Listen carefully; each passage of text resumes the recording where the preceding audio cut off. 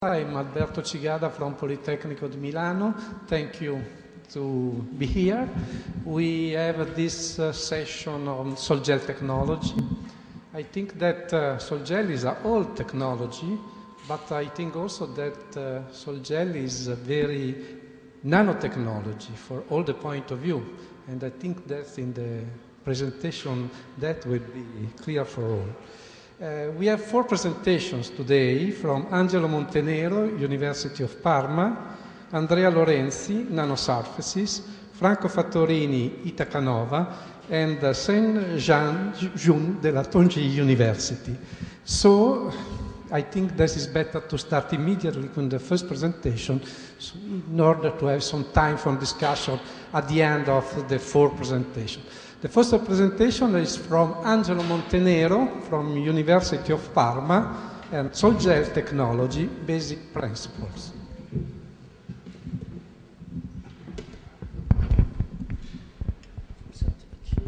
Good afternoon to everybody. First of all, I would like to thank the organizers of NANOFORUM for my invitation, and it's my I am in charge to present to start with the presentation of this sol gel technique. This sol gel technique is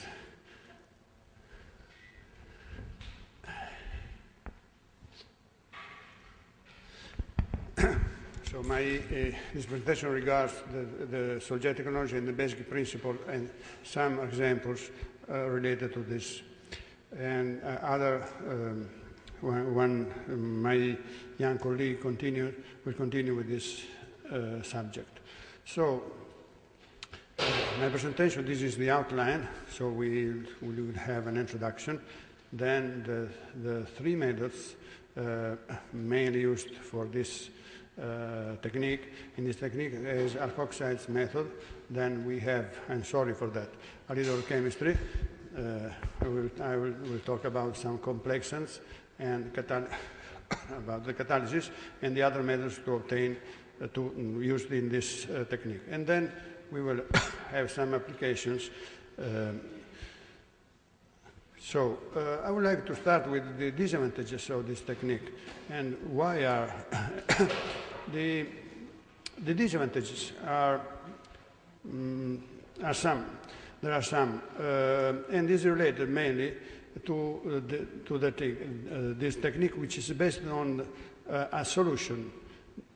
Sol gel is just the name is connected with the technique. We have a solution which, with time and temperature, transforms into a gel, and after that, again with time and temperature, we have a solid. So it's a technique, basically it's easy or relatively easy, but which are the disadvantages? We have expensive raw materials. Not so expensive actually, it depends on the kind of materials we want, but usually they are more expensive than the normal materials we use. Then if we want to have, to prepare some bulks, usually we have the formation of cracks. So we cannot prepare them, think to have big pieces usually big pieces of materials. I remember that maybe 30 years ago when for the first time I heard about this technology, the main aim was to prepare pieces of glass, I mean like glasses or bottles or something like that, using this technique. And it was it failed completely because because nobody was able to obtain this because of the formation of cracks, and also the processes are very slow, so it's not good. But of course there are also some advantages. Which are these? We have the possibility to obtain hybrid materials, and then I will talk about this a little bit later. Then we have, in order to have oxide matrices, we need lower temperature than the normally temperature used for having matrices, oxide matrices. we can obtain easily mixed oxides, but you have to understand that this is not a mechanical mixture of different oxides, but these are oxides where in the structure we have the change of different cations, for example, titanium and silicon and so on. Deposition, because we start from a solution, it's very easy to deposit, to have films. Depositing by deep coating, spin coating, and spray coating, and then I show you what it means. Then we start from, at the beginning I said that the raw materials are expensive. Why they are expensive? Because these are organic and inorganic materials, so they are expensive because they come from, they are derived from processing the normal raw materials, I mean, for example, silica or titanium and so on. So they are expensive, but they have the advantage to be much more pure than the raw material. So also the obtained products are, of course, very pure. In order, when we want to have bulk, we could have porous matrices where the porosity could be controlled. And also, this is another strange property, we can stabilize, or better, we can obtain metastable or better unstable crystalline phases, which normally cannot be obtained. What can we obtain? I said that we start from a sol, which by temperature and time, with temperature and time, we could have then a wet gel, and the wet gel can transform it into a aerogel or by heating to have a dense ceramics. Or we can deposit this solution on a substrate, having a dense film. And finally, we also can have, if we extract the solvent in particular conditions, and in supercritical conditions, we could obtain also nice products called aerogel. Also, we can obtain a precipitation of nanoparticles, and finally, we could have also, by spinning, we could have ceramic fibers. Deep coating is a very simple technique. It's just the immersion of the substrate in the solution, then the extraction of it, and then heat treatment. Spin coating, it's also we could have the liquid, deposit the liquid over the substrate, then the substrate rotates very, very fast, and then we have another layer. Usually, spin coating gives layers thicker than deep coating. And also, we could use also the spray technique, which is industrially induced very easily. So this is another good thing for to be used in companies, in factories. How can we prepare this sol gel or these materials? Usually, we have three different methods. These are most common. Most popular. This is the most popular in any case, alkoxide method. Then we have so-called the oldest method because it was used by oldest for the first time, and it's based on aluminum compound. And then we have a complexant method where we used some complexants like urea and citrates in order to complex some inorganic cations. And so in this way we do not have the precipitation of the corresponding hydroxides or oxides. So the alkoxide method is mainly based on some alkoxides, which are this kind of compounds, where M is a metal, usually 3 or tetravalent, but it's possible also to have other kind of cations, linked by or surrounded by these groups OR. or it is oxygen R, it is a normal organic chain with different length. So if we start from the precursor, which is SiOR4, this is an example, of course, and we add an organic solvent. Usually this organic solvent is the same, is an alcohol with the same R with this, and then we add water. We have the solution, and by the water usually attack this alkoxide. We have a hydrolysis process, and then we have a condensation. Finally, we have the gel. The basic reactions, maybe now it's easier to understand. This is the alkoxide, silicon alkoxide. With water, we have the hydrolysis process. It means that the OH group substitutes this OC2H4H5 group, and this way we change this group. Then two groups of OH, of two molecules, they can lose water, and we have the formation of the bond between silicon, oxygen, and silicon. This technique, of course, this is only the first step of the process, because we could have this step can be is followed by the hydrolysis and condensation of all the other three groups. But if we instead to have, for example, four groups like this here, and we have three groups, and the fourth one is, for example, organic chain just directly linked to the silicon. This chain does not hydrolyze, is not attacked by the water. So in this case, we have a network where is mainly based on SiO-Si bonds, but with some organic chain linked. So in this case, okay, we can pass over. These materials, we can call them hybrid materials. For example, we have here SiO4 group, and all of these are SiO4, and we have some functional molecules inserted in the pores, or also directly linked, like for example this way.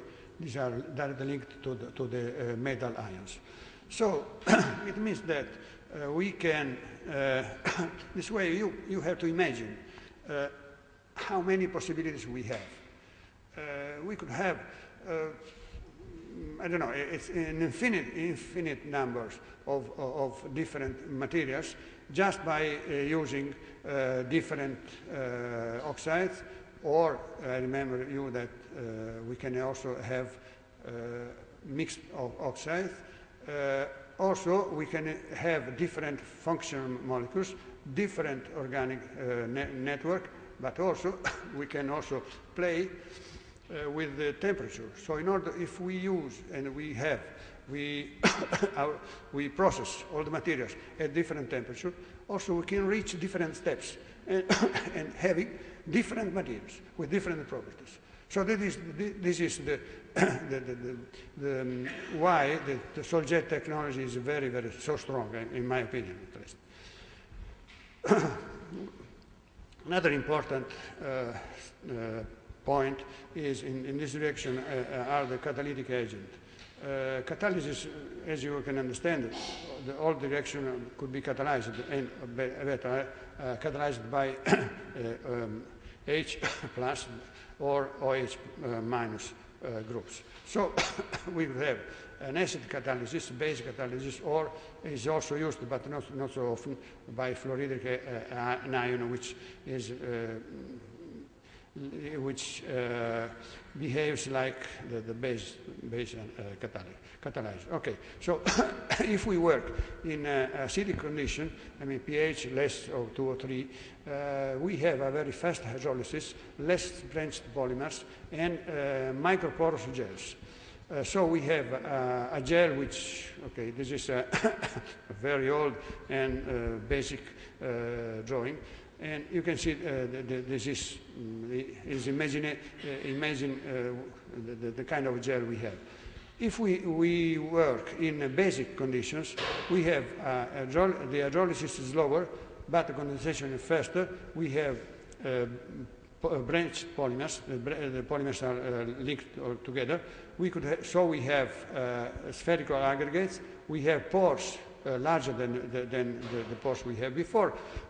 Okay, this is condensation speed rises with the substituted groups. Okay, what we have is this. So, just by changing the conditions used for obtaining the materials, leaving all the other parameters equal, we could have two different things, different materials. So the catalyst control the shape and the structure of the final products.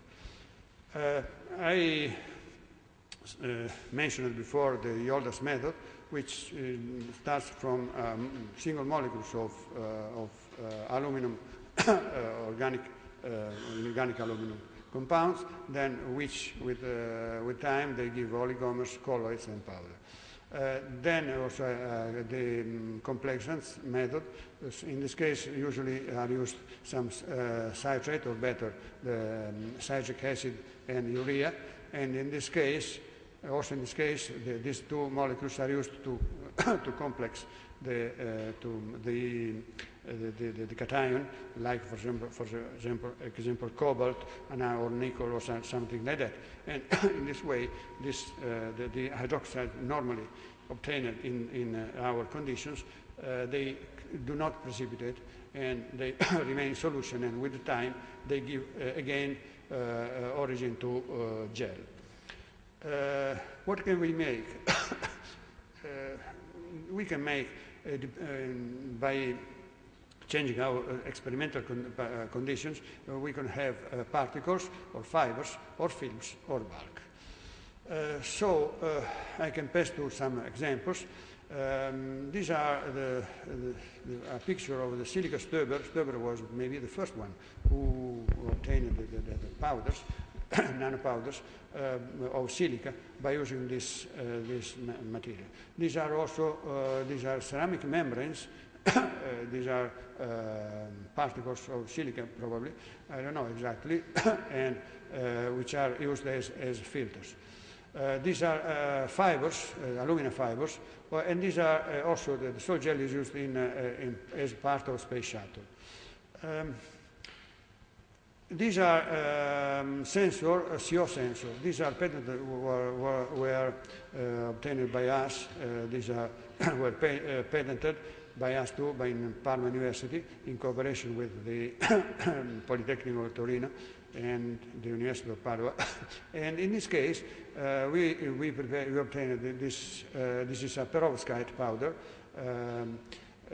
and this is a cobaltate of neodymium, actually, which and the resistivity of this powder pressed in a change in function of the percentage of CO present in the atmosphere.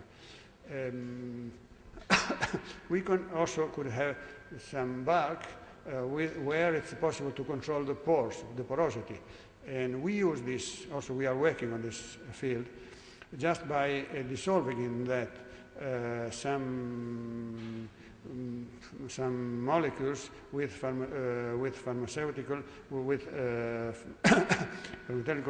properties, and in this case, the diffusion of these particles, the molecules, depends on the kind of porosity, and so we can control the speed of the release of these molecules. The aerogel, it's a very nice technique in order to prevent the formation of cracks and to obtain a very strange material.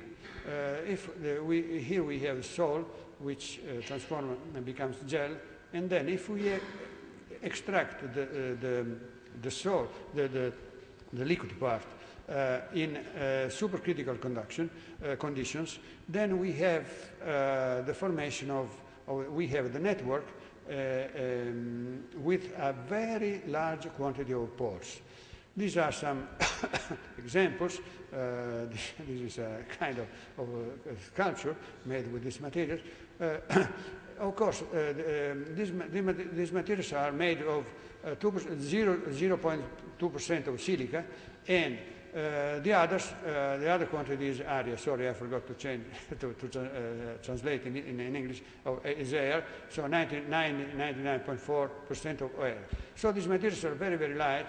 They have very good insulating properties, as you can see from these examples.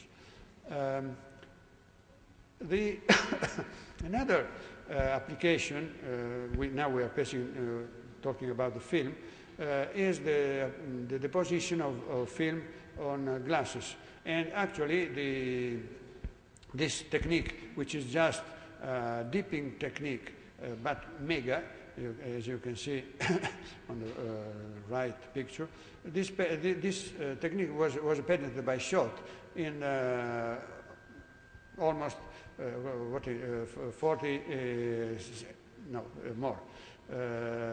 years ago. In this way, it's possible to have anti-reflecting coatings on glasses, anti-caloric coatings, and also photocatalytic coatings, based mainly, respectively, on this is a mixture of titanium and silica. This is indium tin oxide and tin dioxide, and it is titanium dioxide. We had an idea, but this idea then was, unfortunately, in Italy was not used. But after some years, it was used by Asahi Kirin, also to color the glass containers by just by dissolving organic molecules in the solution, and then to deposit this colored solution on glasses in order to have colored bottles, colored containers, without starting from white glasses. The idea was to have colored glasses without the necessity to change the bulk in the glass furnaces. But I guess that these are not so used also in Japan. Another applications, good applications, are the anti-scratch films. These are anti-scratch. You can see here. These are scratches. I think that the left part was covered with anti-scratch film, and these are scratched. As you can see on the right, we don't have any protection. So there is a very good difference, very big difference between on the scratch resistance of these two parts, here and here. We are also working on anti-scratch film in order to protect materials which is by its nature like glass, to improve this property. So if we have here glass as received, and here a glass with the protecting film, which is this one, and we put an indentor, and we apply force, a load on this surface. Of course, we will have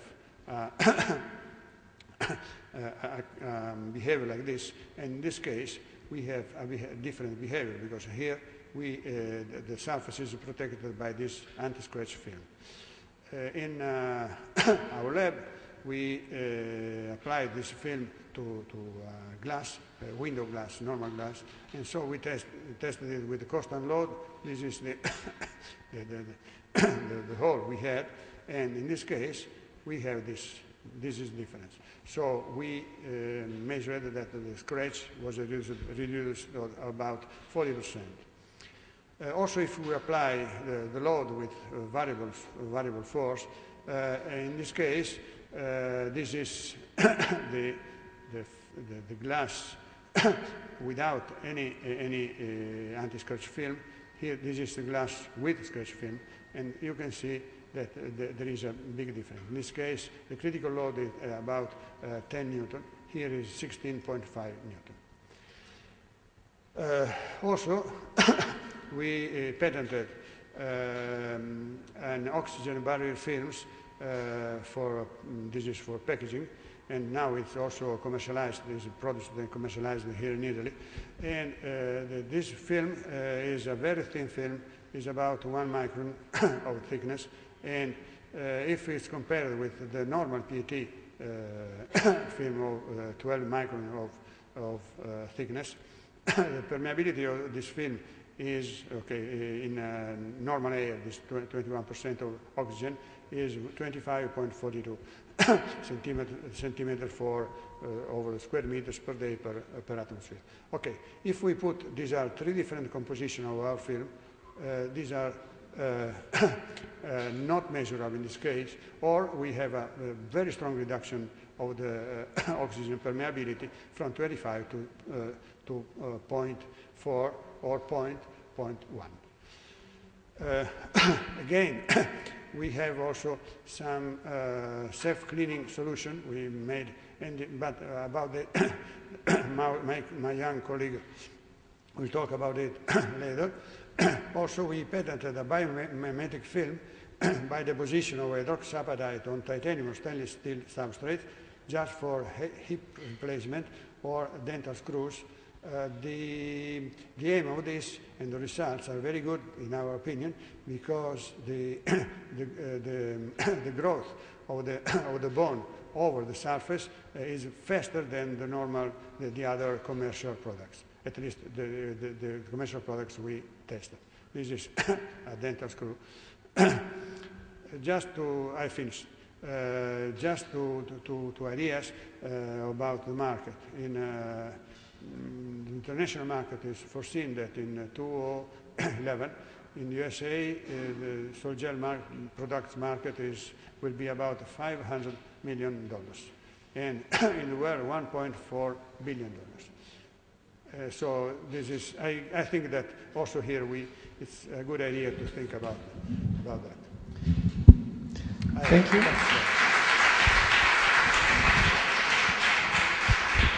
We can move to the second presentation. Is from Andrea Lorenzi by NanoSurfaces, textile application of sol gel.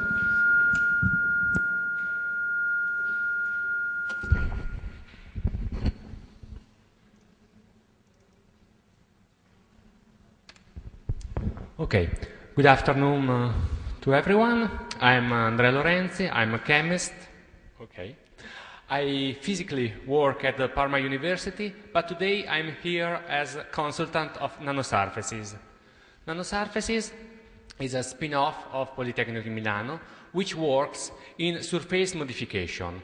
First of all, in biomaterials, but not only. This is the outline of my speech. Just a little introduction, and then a series of examples of the available application of the sol gel. Anti-UV, wetting modification, self-cleaning, and so on. First, why using the sol gel method in textile field? Using the sol gel method, you can obtain hybrid organic and inorganic materials or very small inorganic particles. These materials show an excellent adhesion to the substrate, permit to obtain interesting, sometimes new properties, and the sols are easy to deposit on the fabric using a common deep pad dry process. The first example, anti-UV treatment. You know, the UV radiation can interact with all the organic compounds. In textile field, it means polymers, elastomers, and dyes. The process is easy to explain.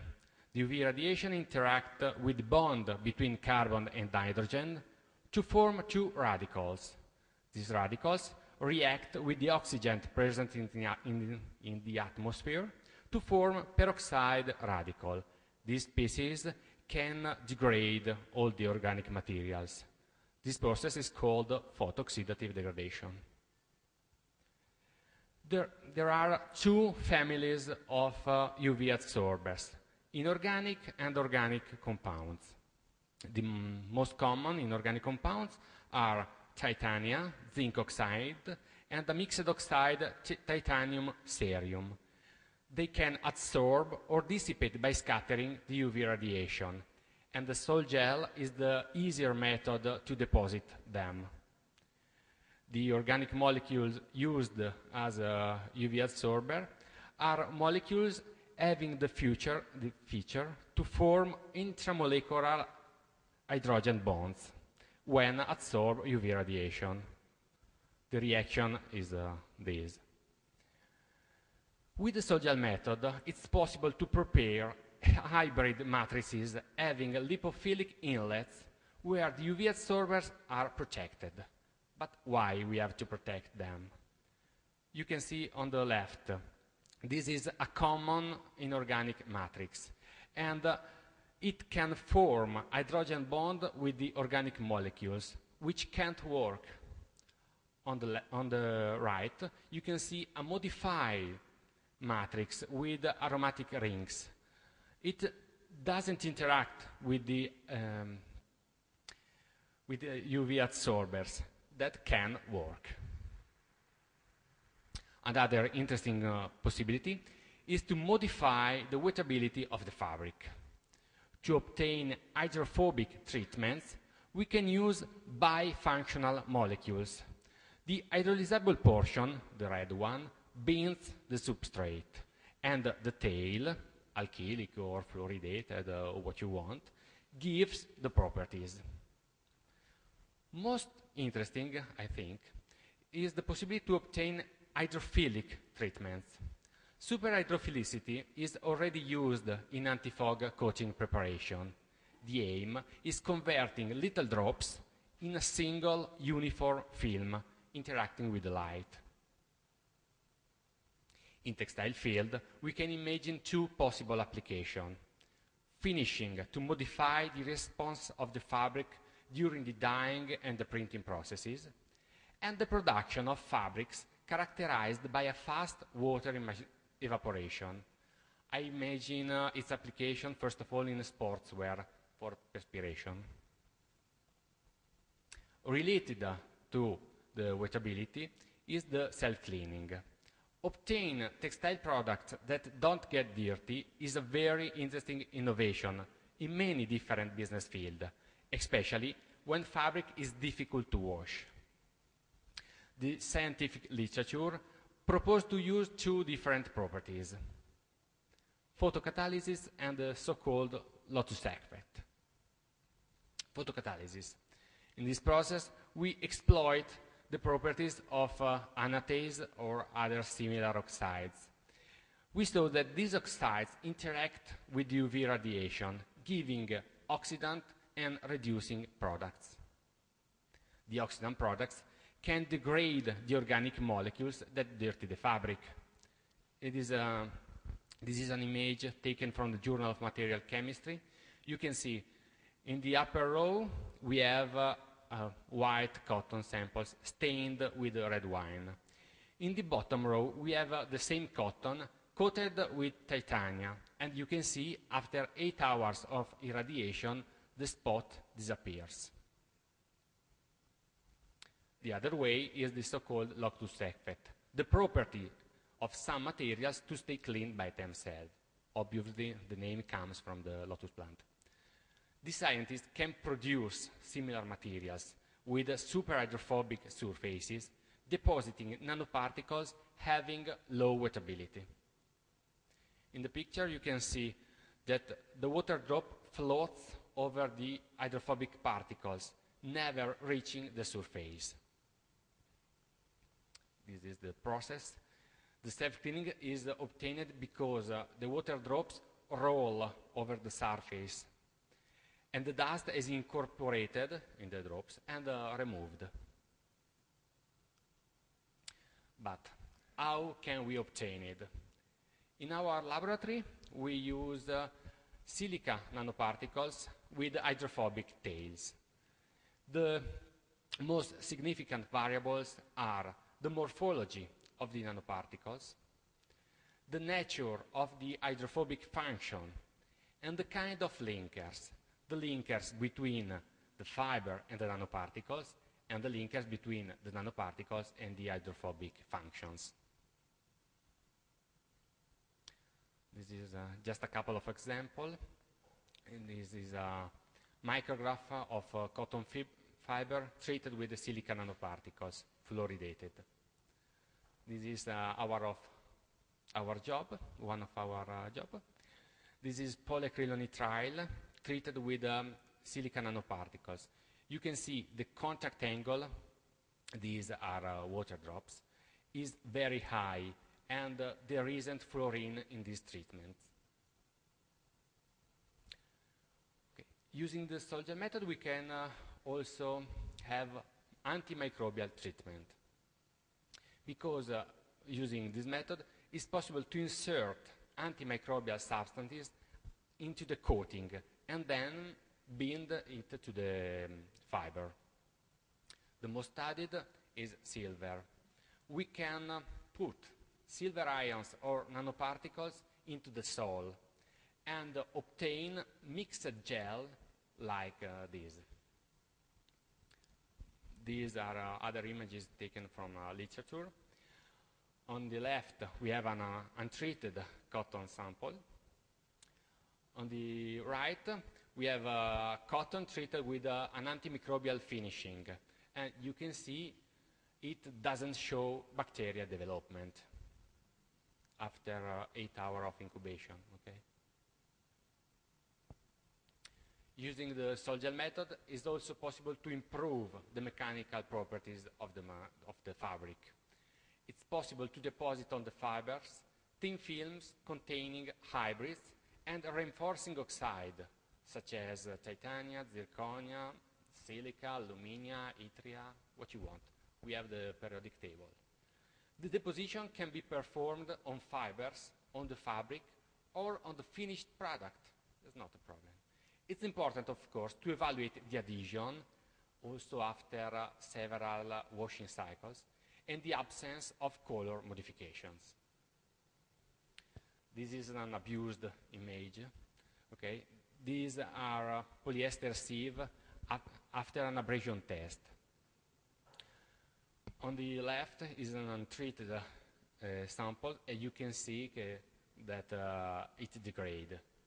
The treated one on the right is quite perfect. The last example is the preparation of flame retardant. The sol gel method allows to immobilize on the fibers different flame retardants.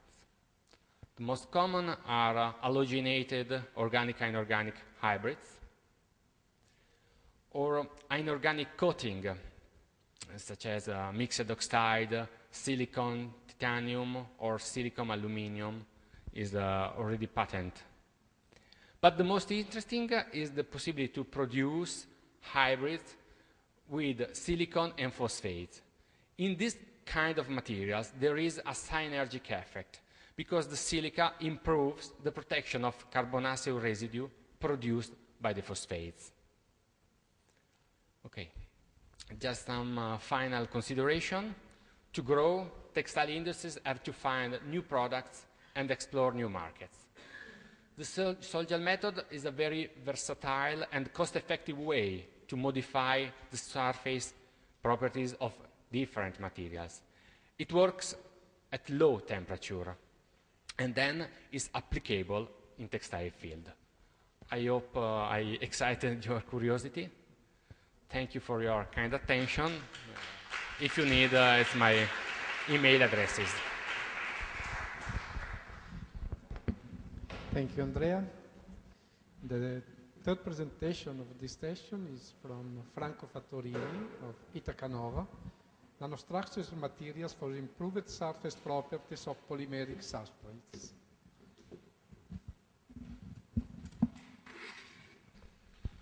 Good Good afternoon to everybody, and thanks again to the Chairman Organizing Committee for this kind invitation. The purpose of this presentation is to share some applications, some experimental results our working team achieved in the last year in coatings application, let's say specific applications for some industrial niche where coatings media is required to improve some specific surface properties. The working team, as you see here, includes Kian. Kian Group is one of the leading company in inks manufacturing, basically for textile application as well, graphics as well, industrial niche. Itaganova is a research company dealing with nanotechnology, polymer chemistry and green chemistry, and Politecnico di Milano, Professor Citerio is Dipartimento Natta of Politecnico di Milano. So we see nanostructure materials in terms of, let's say, nanostructure coatings applications. So we'll review now what coatings world actually demand in terms of innovation, and then we'll move to a brief overview about possible improvements approach of surface properties.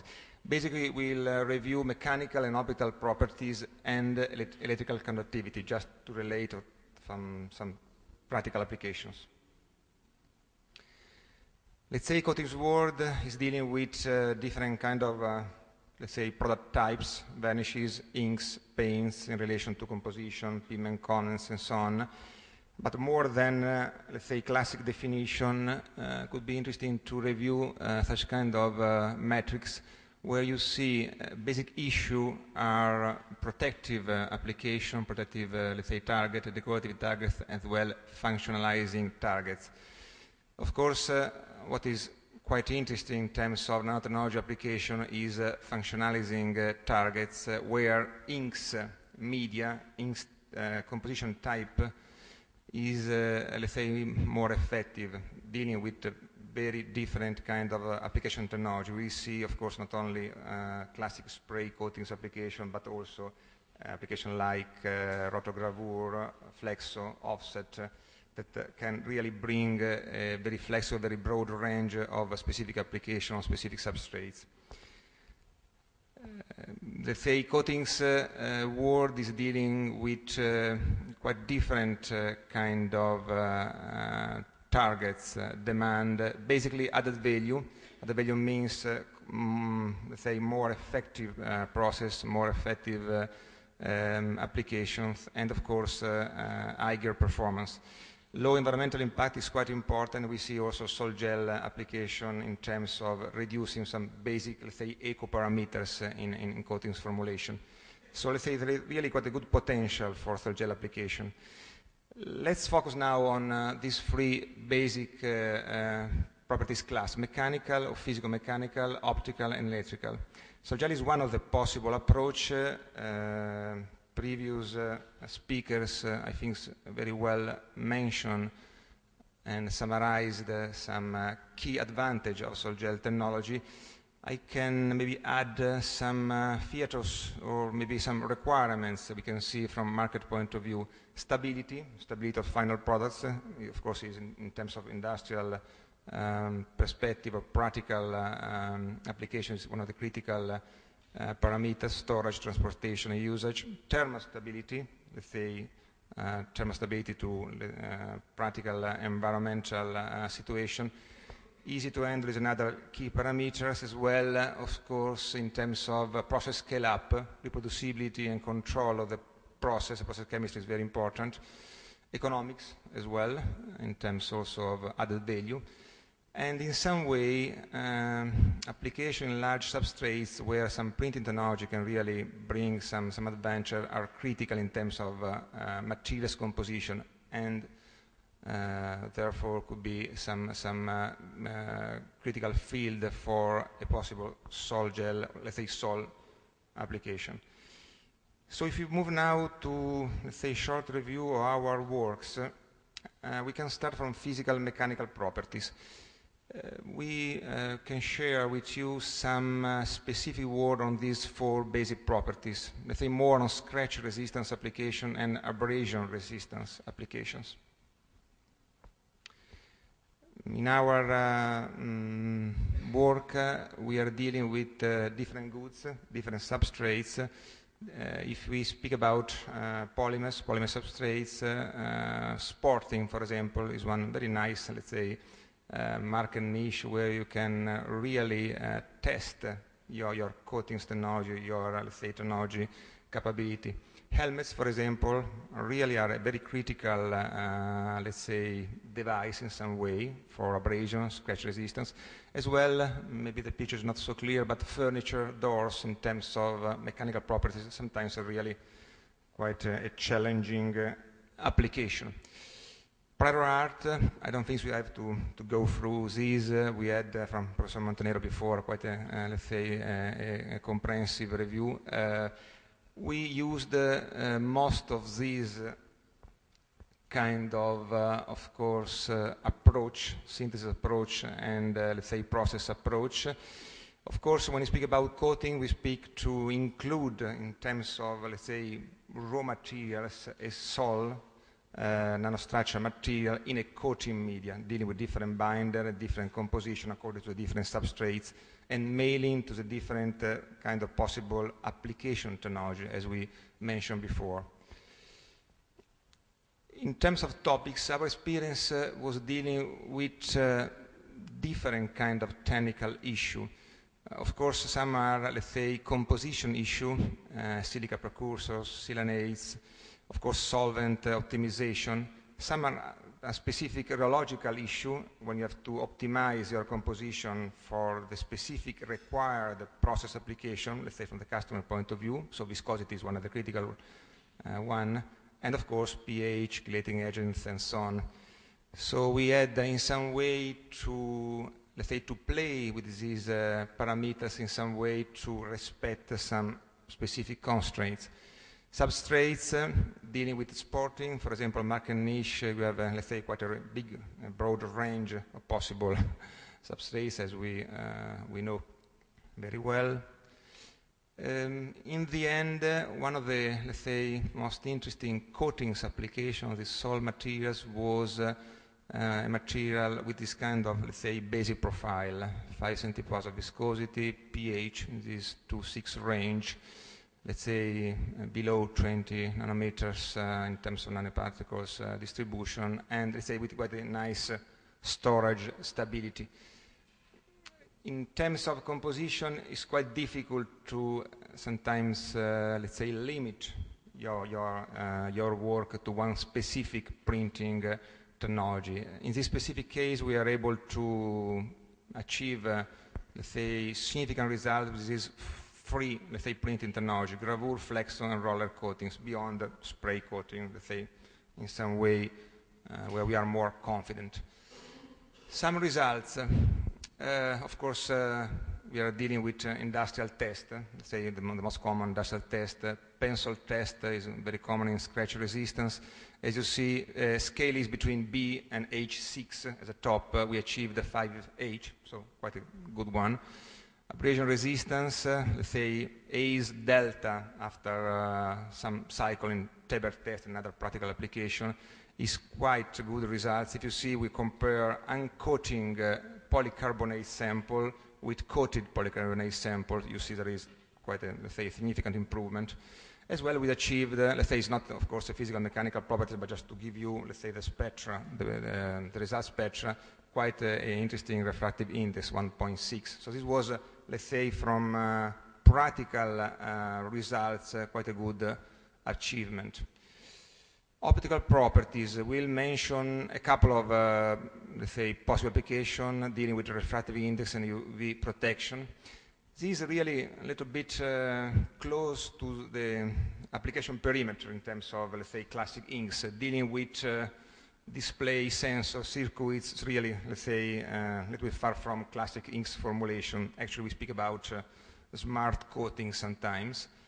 And our experience was dealing with titanium nanoparticles. Of course, again, there are very different approaches in terms of delivery of titanium nanoparticles. We are, let's say, playing with all them. Let's say common main topics particle size distribution is quite important, specifically when we have to deal with inkjet application, is one of the critical parameters. Curing condition as well. Others, of course, like solvent optimization, pH, are, let's say, general critical issue. A couple of substrates we are dealing with, and this was our, let's say, nanostructure materials, our Sol material, viscosity, pH, nanoparticles, so let's say in the range of previous seen material. In this case, printing technology was, let's say, applied to this printing application. We are not, let's say, successful in inkjet, not yet, let's say. Hopefully, next conference will be with some better results. These are the coating properties we achieved. Let's say quite a very nice high refractive index, let's say for a coating application, and quite a high transmittance. These are, let's say, practical results of practical markets demand. Of course, we cannot deliver more because we are dealing with some customers' agreement. Electrical conductivity. Could be interesting to share here some results in terms of some topics like anti-cafeting, brand authentication, brand protection. These really are very, very confidential. Anyway, antistatics and low electrical resistivity are quite a couple of good examples. Display circuits, we were dealing, the first one, of course, with antistatic, second one with the second properties. Our experience was dealing with different mix oxide. Basically, we know very well ITO, indium, tin oxide. Not so easy to combine, let's say, quite a well-known nanoparticle with coatings application, how to have a practical working condition. Where we are, let's say, struggling a little bit, of course, was stability, was also powder annealing treatments, in some way also how to functionalize agents to relate to some specific substrates. And our work was focused basically on polyester and polycarbonates with some application PMMA. Sol properties, quite a low solid content. This really is some space for improvement, some gap for the real demand. Let's say nanoparticle dimension was quite a good improvement. The real, let's say, working application in terms of inkjet, where of course small batch, high flexibility are required, and where you have to deal with a very small surface, a very specific, let's say, target in terms of surface application. And here we are able to achieve this quite a good range, 400 to 1,000 square, with kind of transparency. So this is just a short review of possible results. Our message is very nice technology for coating manufacturing company, very nice technology, very nice approach to achieve specific targets where, let's say, more conventional composition technology cannot really go. Many thanks for your attention.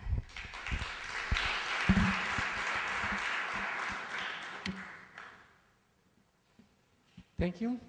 Good afternoon, everyone. I'm very glad to have this opportunity to give a presentation on the solid-derived nanoporous materials which are recently done in Tongji University. Firstly, I will say a few words about Tongji University. Tongji University was founded in 1907, and it was founded by a German doctor named Bollon. And initially, it's a medical school, and the name of Tongji means work together. The logo of Tongji University, you can see 3 men in one boat. That means teamwork. So this is the spirit of Tongji University, the teamwork. And last year, the year 2007, Tongji University have just have its 100-year anniversary, and now Tongji University is one of the leading universities in China. it has 18 schools, 18 different schools, including School of Science, School of Architecture, and so on. And it has over 2,000 academic staffs, including 530 professors and 1,300 associate professors. And the university have a student of more than 40,000. And it can have convert 81 different bachelor degrees, 141 master degrees, and